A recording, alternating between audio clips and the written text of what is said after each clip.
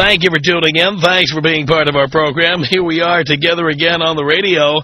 And a number of you sent this study into me. It was disseminated by the Associated Press.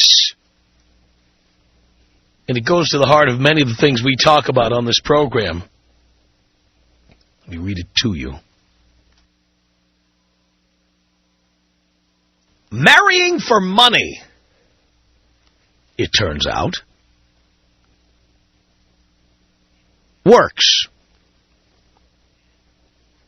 A study by an Ohio State University researcher shows that a person who marries and stays married accumulates nearly twice as much personal wealth as a person who is single or divorced. That's not as good as it sounds. Listen to the rest. For those who divorce, it's a bit more expensive than giving up half of everything they own. They lose, on average, three-fourths of their personal net worth. You understand, you know what net worth is. You lose three-quarters of it in a divorce, on average. Jay Zagorski, whose study divided married couples' assets so they could be compared with singles, said getting married for a few years and then getting divorced is clearly not the path to financial independence. Truer words were never spoken. Says here, Zagorski, a research scientist at OSU's Center for Human Resource Research, tracked the wealth and marital status of 9,065 people from 1985 to 2000. Those people have been participating in the National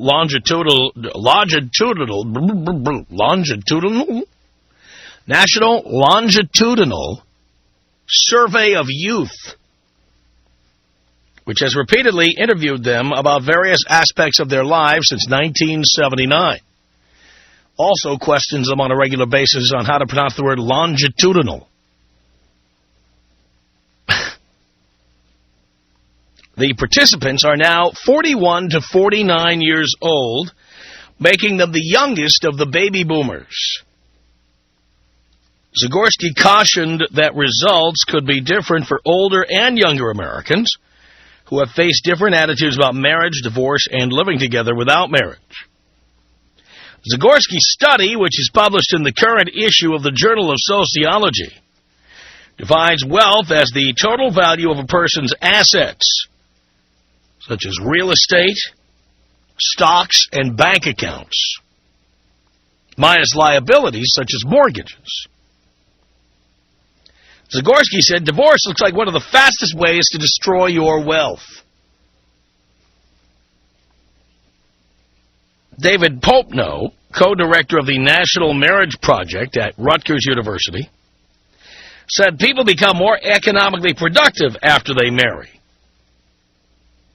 He says they work harder, they advance further in their job, they save more money, and maybe invest more wisely. That's because one can speculate they are now working for something larger than themselves. They're working for a family. One can also speculate the following.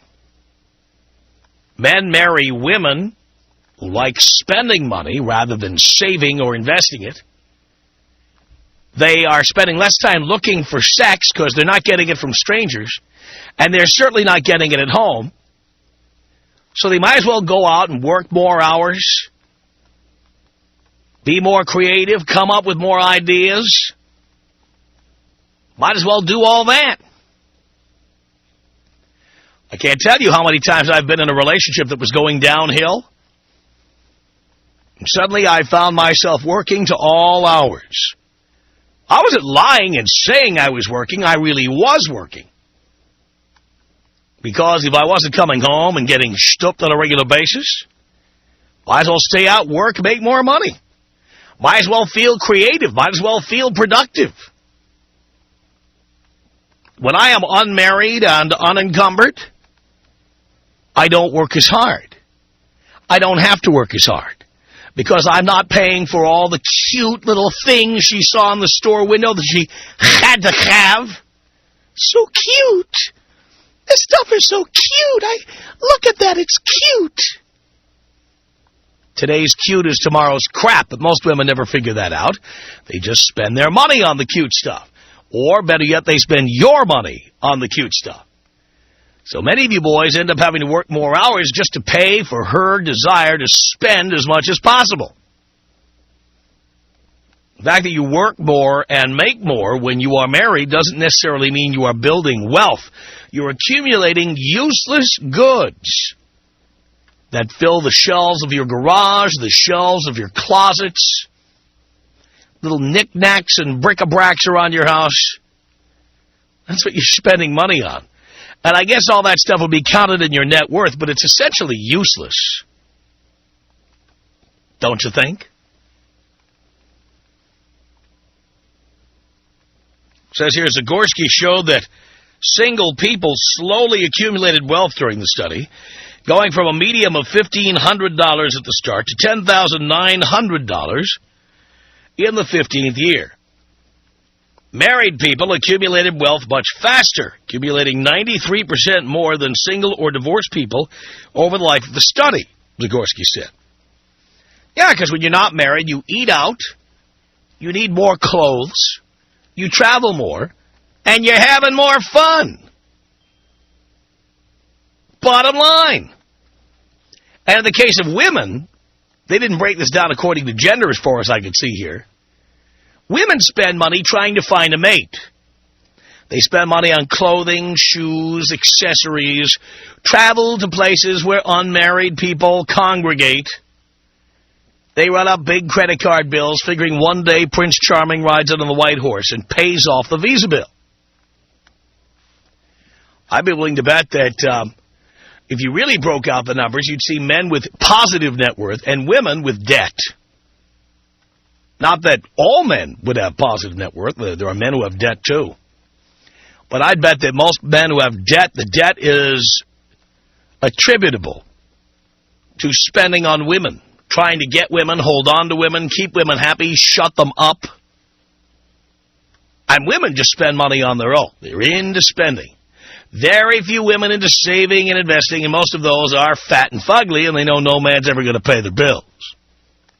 Bottom line. Says here, people who divorced starting losing net worth 4 years before their divorces were final, Zagorski said. He said that could be because they had separated before divorcing, forcing them to support two households. I say it's because when you know the marriage is over, you're not saving or investing for anything anymore. You're not saving for the future. You can't even see the future. All you know is you're going to go through some prolonged legal battle of some kind, and all that money's going to go out the window anyway, so I think people start spending it without thinking about how much they're spending or what it's doing to their financial health. They just don't care anymore. I think the minute people think the marriage is over, they stop paying close attention to where their money is going. How do I know? Because I've been married and divorced 4 times. That's how I know. Don't ask me how I know. I know. It says here, the study found that men, here's a shocker, men fared better than women after divorce. No surprise there. Men after divorce had 2.5 times the wealth of women. What a shocker. Over in dollars, it added up to a difference of only $5,124. That's because Americans don't save or invest enough, period. In his study, Zagorski wrote, while men come out slightly ahead, divorce destroys wealth dramatically for both sexes. That's what he said. Many of you sent this study in to me. And the bottom line, boys, is, look, no matter how little you have now, you'll have less if you get married and get divorced. There's no point in getting married. There's nothing in it for you.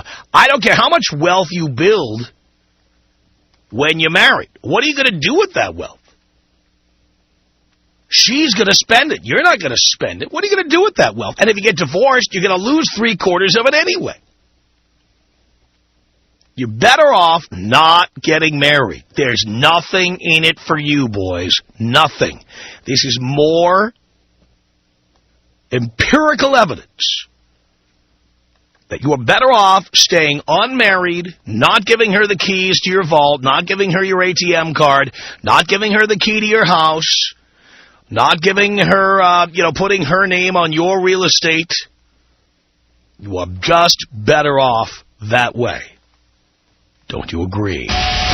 Tom Leykis. Come on. 1-800-5800-TOM. 1-800-5800-866. How are you today? Do you care?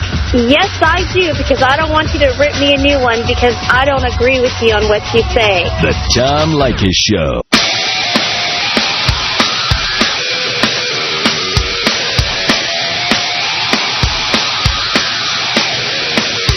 The Tom Leykis Show at 1-800-5800-TOM. That's our telephone number. Tiffany on the Tom Leykis Show. Hello. Hi, Tom. Hi, Tiffany. How are you? Do you care, Tiffany? No. Then why do you feign interest in how I'm doing? Oh, I love you, Tom. You know, I am merely a switchboard operator. I pick up the phone and you start blabbing, then you hang up. And you know what? If I left here next week and they put somebody else on in this time slot, you'd call him. You'd say, yeah, Bill, I love your show. I mean, Tom was okay, but you're even better. No, I love you, Tom. Yeah, I know. You tell me that now. Well, I know how it works in radio. One day they take you off the air, and the next guy comes on, and everybody acts like nothing ever happened. Oh, Steve, I love your show. I agree with everything you say. They don't care. That's totally true. I know it's. Believe me, Tiffany, I know my position in the food chain. I'm well aware. I'm sure you do. Yes, I do. Okay, well, what I called to talk about was about your subject you were talking about earlier. Oh, yeah. All your money. That annoying thing. Yes, that subject. Yeah. I think you're very right, except I want to take your step a little further. I don't even think the men should get married if they want to keep their money. Well, you're right. That's what I'm saying. Men should not get married. I met my boyfriend 3 years ago, and he had more money than I did. I had negative money, and he paid my bank account. I didn't even ask him to, but he ended up doing it. Stupid. And now he has no money. I'll bet. How much are you giving him? None. None? None. See that? I think I pay for food twice a week, maybe. Yeah, What does he do for a living? Oh, he's a server. He's a server. Yeah. Where, like Chili's or Bennigan's or one of those?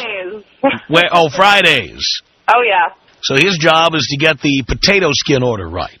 There you go. Yep. That's the money great. he gets from it, I spend it all, so. That's wonderful. Or I should say he spends it all on me. I don't even have to ask. Right. So you're not planning on owning a house with him or anything like that? You're just planning on spending his money ruthlessly? Well, I'm not planning on it, but I'm sure it'll happen. What will? Me spend all of his money. I see. Now, you're 21, dear. Why do you need a boyfriend? Oh, I don't know. I love him, though. You love him? He's great to me. How did you meet him? You met him over Strawberry Daiquiri at Fridays? Oh, no, I wasn't 21. I was 18 when I met him. He was, and you had fake ID, and the rest was history. I met him through mutual friends. Through mutual friends, I see. Yes. And one of his friends said, I know this broad will spend everything you had. He said, let me at her. Just about. Yeah. No, he didn't. They didn't say that. I thought he was hot, and so I went for him, and we're hanging out at the same place. And what do you do for a living, darling?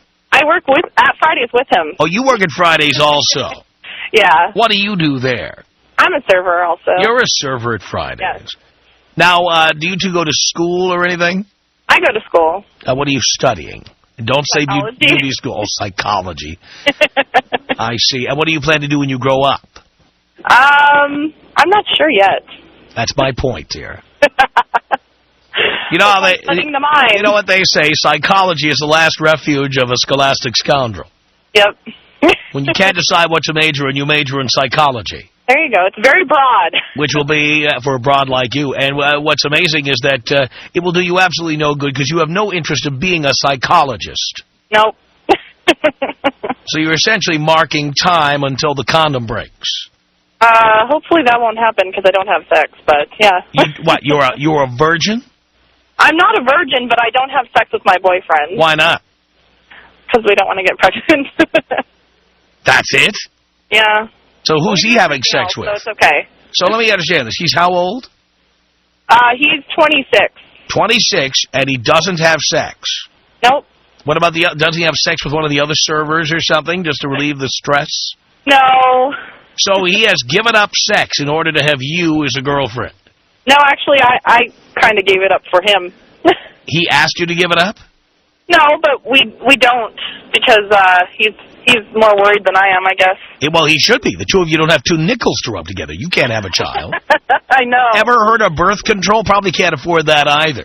Oh, I can, but there's no point if we're not going to have sex. Well, if you were using birth control, you could have sex, right? Probably. I mean, what is he, a Mormon or something? What's the deal? No, his family's really Christian, and so he's brought up with that. So. I see. Has he ever had sex? Is he a virgin? No. Well, who did he have sex with? Well, he's had people before me, I believe. He did what with people? He's had a few partners. Oh, he's had people. I thought you said the F word. He's had sexual partners before you. Yes. So why did he decide to give up sex with you? Well, I don't know. It's a good question. Let me understand, you wanted to have sex with him. What? You wanted to have sex with him. Yeah. And he said no. Well. Because now that he's had sex with other people, he's become a Christian. Well, yeah. And why, dear, if I may ask, would a healthy 21-year-old like yourself want to get into a relationship with a man who doesn't want to have sex? Well, I didn't know that when I first got together with him. But you could have stopped it right there. No sex. Nice knowing you, pal. Oh, I like him. He treats me like a princess. Yeah, but I don't need to have sex with him for it. Aren't you horny? Yeah, but, we work it out. You work it out? Yeah.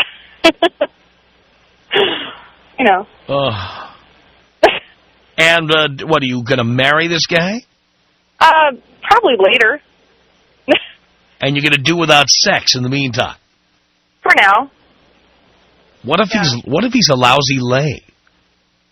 Well, then that's a problem. We'll work on it. Yeah, but you'll already be married to him at that point. That's okay. I'll fix him. Oh, yeah. You'll fix him. That's what all women think. Yes, women love to buy fixer-uppers. It's just what we do. Even though it usually never works. Well, it almost never works. Women love those shows, like Extreme Makeover and The Swan, and they used to like Queer Eye for the Straight Guy. You know what I'm talking about. Yeah, I know what you're talking about. But the bottom line is, in the real world, you can't change a man. Oh, I know it, but somehow we always seem to like... Anyone who tells you that he suddenly discovered religion after he's had sex with other women, and for that reason he doesn't want to have sex, chances are the other women were not satisfied. Well, I don't know how many times he had sex, but he's been Christian his whole life. Oh, so he was sinning at the time. Yeah, exactly. He's decided not to sin while he's with you. There you go. By the way, how Christian is he? There he is doling out margaritas and daiquiris all night long. What's the Lord think about that? He's a good church boy. He is? Yes. So doling out all that booze, God's okay with that? Yeah, I guess so. I see. And you're just willing to put up with not getting serviced? Yep. I deal with it. I'm not worried about it. And you spend all his money? Yeah. What a great relationship the two of you have. It is, isn't it odd? I'll tell you. Just wonderful. What I wouldn't give to have a girlfriend I can't have sex with who spends all my money. And she works alongside me as a server at TGI Fridays. That's the life. You two are living La Vida Loca. I'll tell you what. I'm a server at TGI Fridays. A what? I'm the hottest server at TGI. Oh, you're the hottest server at TGI Fridays. You look good in those candy-striped outfits they have you wear there. Oh, we don't have those anymore. We have, like, spandex red shirts now. Oh, that's great. Oh, yeah. With little smears of cheddar cheese on the front that fell off the potato skins. Ew, I would hope not. Little blots of strawberry puree from the daiquiris and the margaritas. Oh. Beautiful. Yep. I bet you look great in that. I do. And is he the hottest male server at TGI Fridays? Oh, yeah. And one hot Christian server. Yep.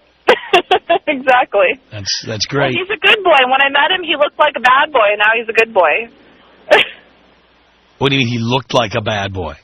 Well, you know, he had the earrings and the tongue ring and everything, but he really just turned out to be a good Christian boy and wouldn't hurt a fly, but he looked like he was going to he was banging the crap out of every broad in town. I don't know about that, but you never know. Oh, yeah, then he met you. Oh, I'm religious now. Yeah. Maybe he's just not into you. Huh? I've been with him for 3 years, so I know him. Yeah, you do, huh? Yeah. Well, hang on a second here. Brandon, what did you want to say to Tiffany? She keeps on saying that her boyfriend is a Christian. He's not Christian. He's gay. It's a cover-up that they're doing. They're playing it straight so you can act like he's straight. I mean, you hear her laughing and cackling. She ain't no good-looking waitress. She's fat. It's a deal that they both have on each other to make each other look good. All right. Well, this is the radio, so you can't tell anyways, so. Well, yeah, but, I mean, you said that he wasn't having sex with you, but so who are you having sex with? Me? Yes. Oh, I've had sex before him. Obviously knowing Jenny Craig. Oh, that's boy. mean. Just say I've how never you been sound. on Jenny Craig. I mean, you keep on saying he's a Christian boy. It sounds more like he's a good gay boy. All right, well, whatever. I'm trying to give you guys advice. You're trying to give us advice? Why would we want to take advice from people who don't have sex? That's a good question, Tom. but it's on money, so. You should give out what location you work at so we know to stay away from there. North Scottsdale Fridays. North Scottsdale, TGI Fridays. You go right in there, and you can see just look for the hottest server in there.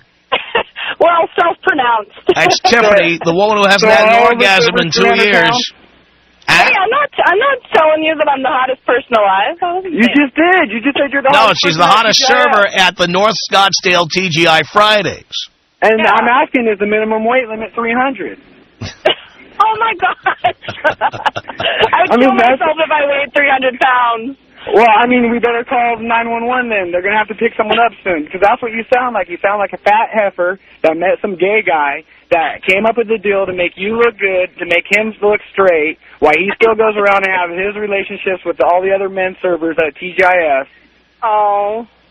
Well, that's just great. I sound like a big fat woman. But if I was fat, trust me, I'd be at the gym every day, because I would not like to get fat. Well, can you fit through the gym door? Yeah, I can, actually, really. Actually, women over 180 in Scottsdale are forbidden by law. I don't know if you've ever been to Scottsdale. My parents live in Phoenix. They're all like there is a 110 pounds. No, if you're 180 pounds, you have to live in Ahwatukee. You cannot live within the city limits of Scottsdale. Not allowed. I mean, Tom, it sounds like when someone orders some potato skins, they come 1 or 2 short when she delivers them. Oh, boy. That was mean. Oh, boy. I don't even want to get into what you think your boyfriend is eating. Tom. 1-800-5800-TOM. Tom. I rarely listen to you. My husband is a huge fan. Every time we get in the car, it changes to your station, and we have to listen to Tom. Oh, I hate that. It's the Tom Leykis Show.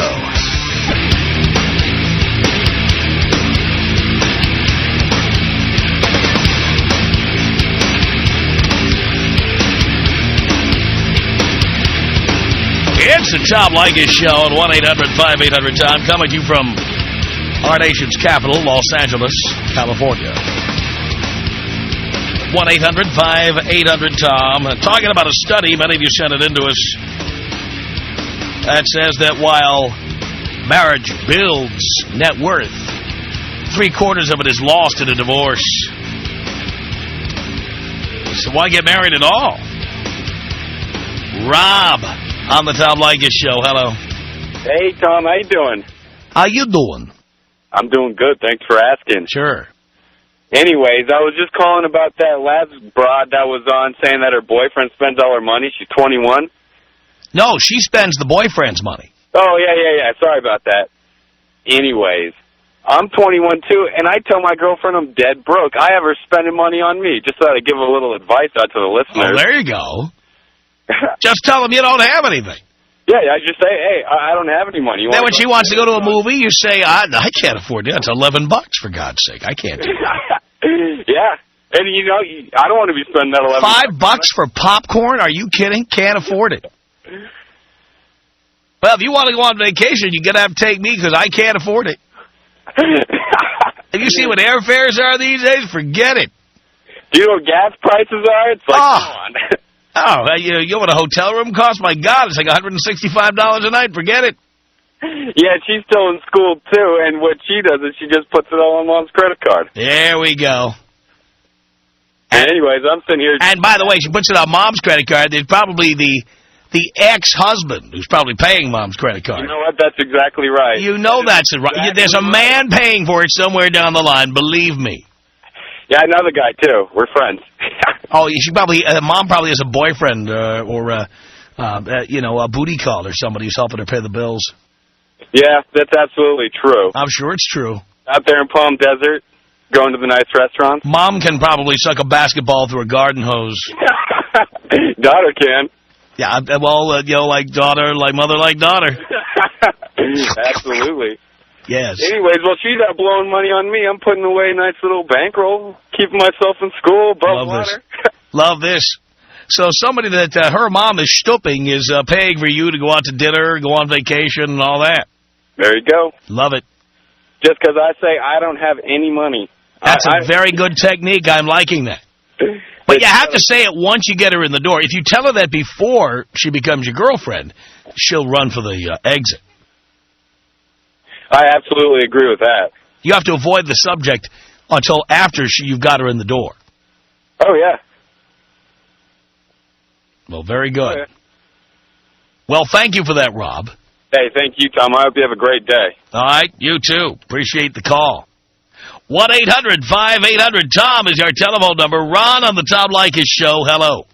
Hey, brother. Hey. How you doing? Okay. Me? I'm doing better, especially after what I've gone through. What have you been through, Ron? Tell us. Yeah, I'd like to confirm everything you said because it is all true. And I wish I wish I knew about you when this was happening. But anyways, I lost about a good 75% of my net worth. Just like the story says. Exactly. Uh-huh. I was married for 11 years, and she was charging up money throughout the marriage and promised she wouldn't do it. And finally called the show and asked for some advice. And he gave me a number to call to get financial counseling and go to a budgeting class. And I asked her about it and said, hey, we'll make an evening of it or a day, and, we'll go out for a nice dinner. Let's see what we can do about this. And she just slammed my home office door right in my face. And that was the beginning and the end. Wow.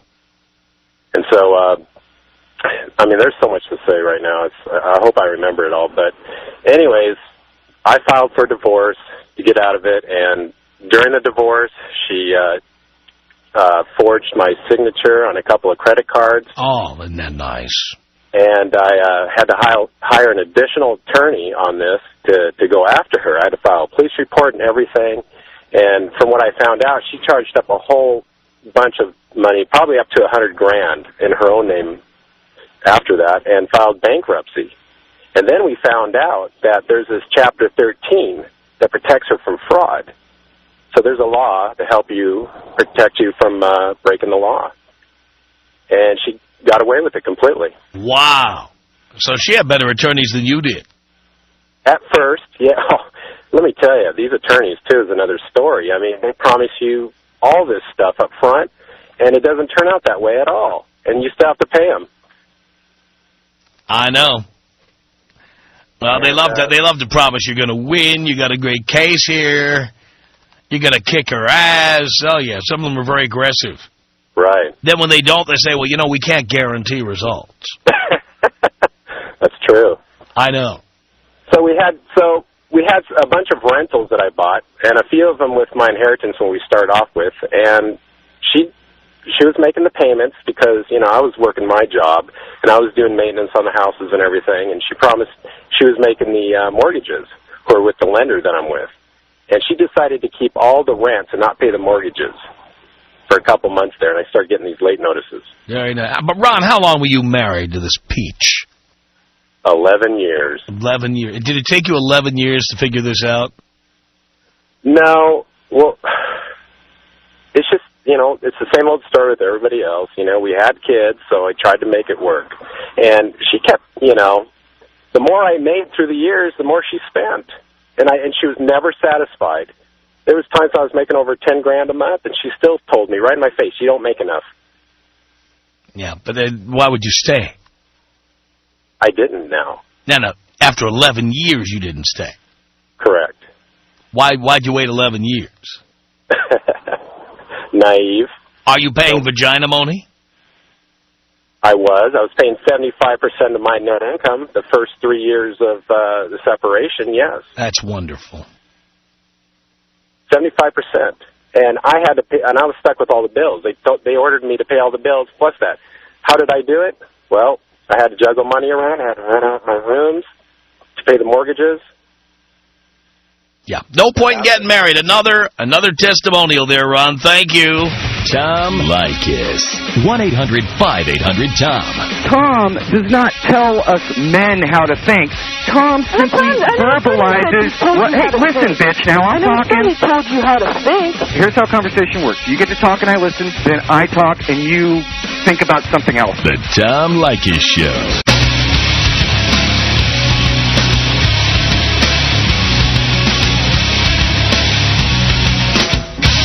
It's the Tom Leykis Show. 1-800-5800-TOM is our telephone number. This is Chad on the Tom Leykis Show. Hello. Hello. Hello. How you doing, my father? Doing okay, son. How are you? All right. We're not married, but we do have a child together. Why'd you do that? Well, it just kind of happened. No, it didn't. You had sex without a condom. Why'd you do that? Well, yeah, we did. And Why? No, you did. Why'd you do that? I don't know, just because I did. No. Here's why. Because you didn't give a rat's ass about yourself. You didn't care about your future. Didn't bother to think about what the economic impact of that would be to you, how it would change your life. Because you didn't think much of yourself at the time. Well, I've asked her. I said, do you want to get married? She's like, I don't know. We seem like we're doing okay like this. Let's just, go down this road. All right, whatever. I'm like, all right, that's cool. Better for you because if you split up, you don't have to pay vagina money. Right. But... Why would you want to get married? Well, not really that I want to. I just asked her. Why would you asked her because you want to do it? Well, I think it's because family pushes me, ask me this, ask me that. Well, are they prepared to pay the vagina money if the marriage doesn't work out? No way. Well, that's my point. You tell the family, they put it in writing that if you split up, that they pay the spousal support. Well, you've been divorced 4 times, but no children, right? Correct. Okay. Well, I just... By design, Chad, because I did wear a condom. Well, I have, No, the fact that you have is not enough. You have to do it every time. Every single time. But now, I just ask her. She knows that I won't let her take the child from me, and I know that she won't let me take the child from me. So she says, well, I guess we're stuck together, huh? Well, you could both hire lawyers and go down that road. I don't know. We don't fight or anything. Everything's just kind of cool. We're just going down the road. So why don't you just leave things alone? I am. I just thought... That's nothing to gain for you by getting married. Nothing. Okay, that's what I thought. I just said... Nothing. What would you gain? What would you gain? What would you gain? Tell it to me. Really? I don't think anything. Then why would you do it? I just thought maybe... see her reaction. See what she said. You're so full of crap. You're one of these guys. You can't even own up to who you are and what you're about. You just want to do what you're supposed to do so everybody will leave you alone. Well, I'm getting older. I asked her. So what? Okay. I asked her, I said, I robbed you of your 20s, and I know you didn't get to go have fun and this and that, and I said, I had a blast. I could have made it last another year or so, but, 31, we had a child. Okay, now I'm 34. Okay, cool. All right, I'll go down this. I asked her, I said, do you want to go? There's the door. Do you want to come back in whenever you want or what? She's like, no, I like this, just like this. I said, all right, that's cool. Chad, you know what? It sounds to me like you don't give any of this stuff any thought, like about what any of this stuff would do for you. It's pretty outrageous. Thanks a lot for the call. The Tom Leykis Show.